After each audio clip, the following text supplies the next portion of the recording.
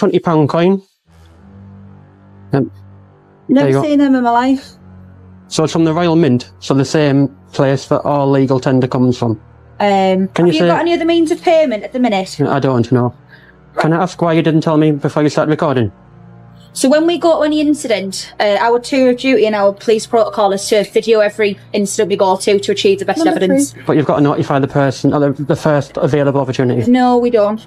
You do? Yes. Have you got that from somewhere? Have you read that up somewhere? Or? Yes, your policy. Yeah. Okay.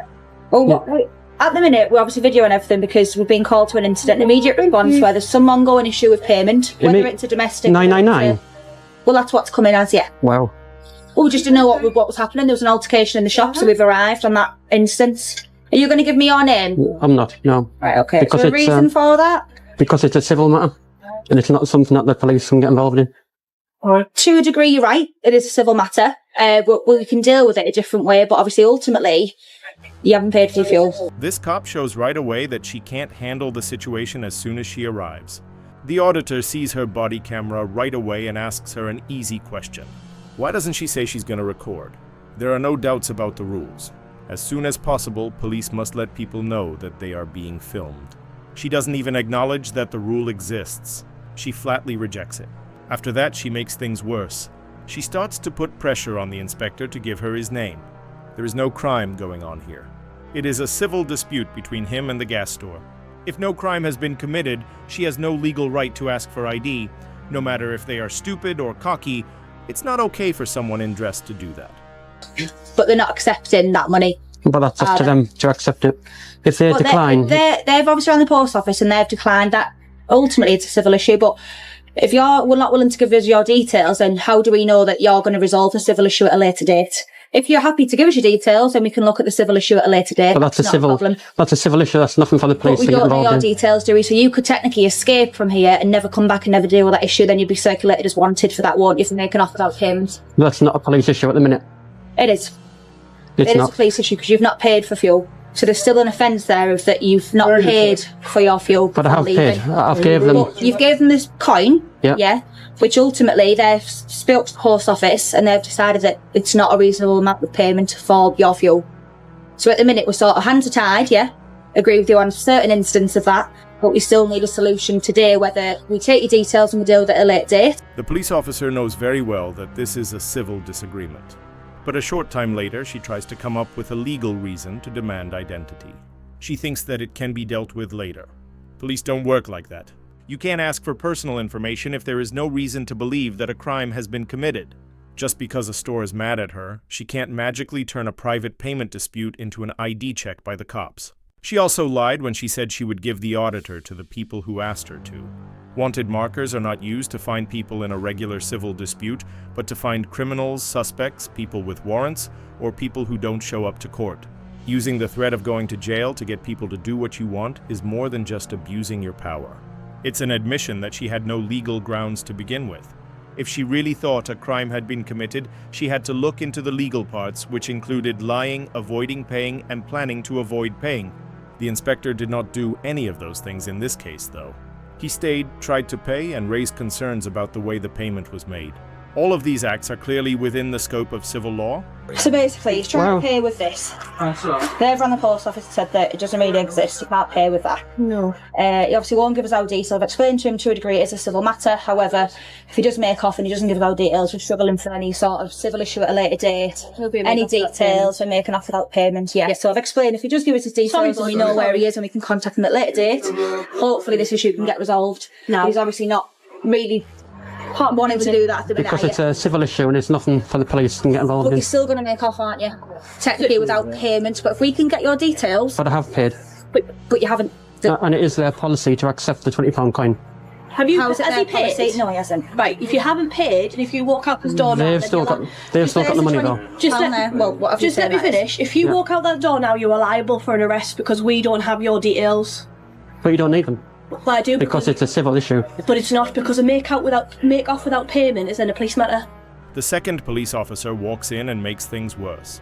She makes arrest threats without first figuring out what's going on. It's completely crazy. The auditor stayed inside the building, didn't try to leave, and publicly questioned the payment. It's not possible for someone to run away without paying when they haven't even left yet, and they have no plans to do so. The inspector had already tried to pay with a $20 Royal Mint coin, but the cashier wouldn't take it, which makes her threat even less credible. That alone takes away any doubt that he was trying to avoid paying. In order to be guilty of the Theft Act, you must both leave and mean to avoid paying. Neither of them works here. The only thing that happened was a fight over money. But the police officer changed it into a crime case just because she didn't get his information. That event showed a shocking lack of understanding of the law and a readiness to abuse police power. If you walk out that No, door it's now, not. it is. If you walk out that door now, you'll be getting arrested for making off without payment. But there is an agreement with BP that Is there any the other coin can be way? Is used. there any other way that you can pay? Because we're going to sit here for hours arguing. I've been quite respectful to you. I appreciate you have to a degree, and I appreciate that from yourself. You haven't been argumentative with me, and I appreciate that you've been a normal human being. No, However, we need I don't a intend to. solution. No. No, I know you If appreciate you that. can pay for the fuel now by other means, then that's fair enough. It'll be the end of the matter. Or if you can give us your details and we can deal with it at a slower time, we can offer you that. But if you're not willing to do either any, then we're struggling with what we have left to do. Because we can't let you walk out that door without paying. But We don't know where you live. You might not even be from around here. I'm not saying you are, but you know what I mean. We have people where they'll make off and then they won't give us our details, and then we're going to struggle. I'm still going to have that £20 of fuel, unfortunately, with this BP garage outstanding. Which car is it? But I have paid for the fuel. But you haven't paid. Which one? Right, we're going round in circles, aren't we? We are, unfortunately, yeah. We've agreed, we've reasoned with you now, and we've tried to say that if you give us your details, tell you where you live, we'll deal with it slow time. However, you then leave, we don't have your details, we don't know where you live, you could live in London for all we know, and then there's still this making off without payment because they will not accept this as payment. But I don't have to identify for a civil issue. It technically isn't a civil issue though, is it, when you leave and you don't pay? You haven't paid for your fuel. We've got the payment here, which isn't acceptable, so really you haven't paid it. The whole experience is based on a wrong idea. During the whole thing, the police give warnings. If you leave, it will look like the auditor was about to leave without paying, but the chance never came up. It was still open and he was talking to people. He had already tried to pay with a Royal Mint coin. Nothing he did made them react. They were responding to what they thought he would do. It's not a law, that is made up. Also, their excuse that they couldn't be sure who he was without making him show ID was just as weak. His license plate was right outside, so they could legally and right away look up his information if they thought it was important. But they didn't see what was clear and kept making demands they couldn't meet. They made up a reason to arrest someone for a small legal dispute. They weren't making things better. They were putting one together. I've handed the coin over, so I haven't got that in my possession, and I've contacted BP head office before coming here. Right, so was that today then, or? No, So when was that then? So you've contacted BP head office before you've come in? correct. Right, so did you contact them today, or was it yesterday, or last week, or? It's not up to me to say that. How's it money? Do you understand what the £20 coin is? No, that's why I'm confused. Well, why are you threatening me for arrest then, if you don't know? Because it's not money. It is. Right. We'll agree to disagree. At the end You of the don't know that. It is. It's Right. legal tender, the same as a £20 note and a £10 note. Right, and who did you speak to from the BP garage, the manager? It's a Royal Mint who issued that £20 coin. Right. So it's the same money as any other money. If you get someone on the phone to me who you've spoken to earlier, then we could kind of end the matter here, can't we? But if it's a civil you're not issue, I one that- don't need but to at the minute assist you. At the minute, we don't know it's a civil matter. I don't need to assist you in a civil issue. But you do, because it then turns into a police matter because we don't know that coin. The inspector had done more than enough at this point. He said it very clearly. BP had confirmed that the coin was real. That should have been the end of it. Instead, the officer made him make a demand he had to call BP himself to make sure, or else the cops would start an investigation. That makes no sense. He wasn't required by law to help her with her investigation in that way. And refusing to do so does not instantly turn a disagreement between people into a crime. It is not the police's job to prove someone's innocence. That is their job to look at the facts and follow the law. The cop then said the most telling thing. That coin is not one we know. Just that sentence shows what the trouble is. A $20 Royal Mint coin can be used as money. It's not the auditor's fault if she and her co-workers can't find real money. That shows they don't understand the basics of the job they are paid to do. It's a civil risk agreement. of being arrested because you haven't given us details, and you're going to walk out that door, and it's technically a failure to pay. But then it'll be a Make off civil. without payment. But then I'll sue you. Well, that's So, fine. If you want to sue us, that's fine. unlawful But arrest. like I said, we've been honest with you in terms of which way we can go. The staff here have been very honest, okay? And all I'm saying Well, he is, if you hasn't. get the person on the phone who you spoke to earlier with the agreement, then that could be the end of the matter. But you as know- far as I do, then technically, if you walk out the door, there's going to be a make without payment. He's already accepted to take it. You haven't accepted to take it. No, haven't accepted to take it. You walk out that door, becomes a criminal matter, and you get arrested for make off without payment. Or you give because us your details. But You're refusing to give us your From there. details, and we don't know that vehicle is yours because you're not. But I've told you Is it urgent? that he said he would take the coin But he isn't now, is if he? I take my mask off. Right, well, I wasn't here for that, so we have no witnesses, unfortunately, other than you and him. Right now, I can't view that. Body camera. But right now, I can't view that. At the end of the day, you've come in, you've paid for you've got your fuel, you've come in. This isn't a payable matter. Once you leave, we've offered you to give us your details and deal with it that way. For all I know, that vehicle could be registered to somebody else and lived in London.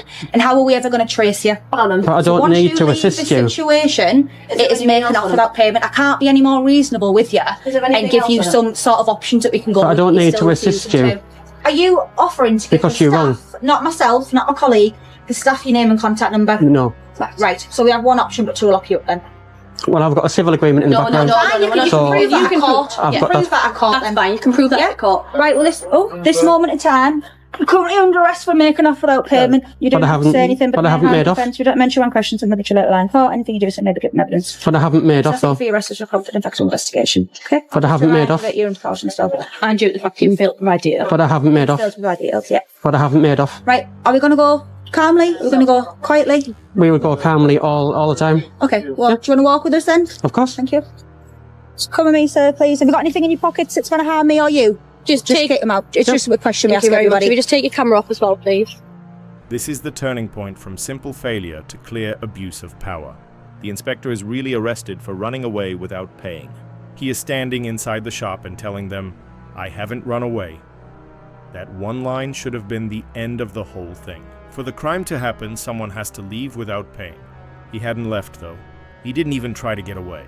He was still inside, speaking out against the sale and trying to make things right. Still, they went ahead with the arrest. In any case, this is the worst possible defense.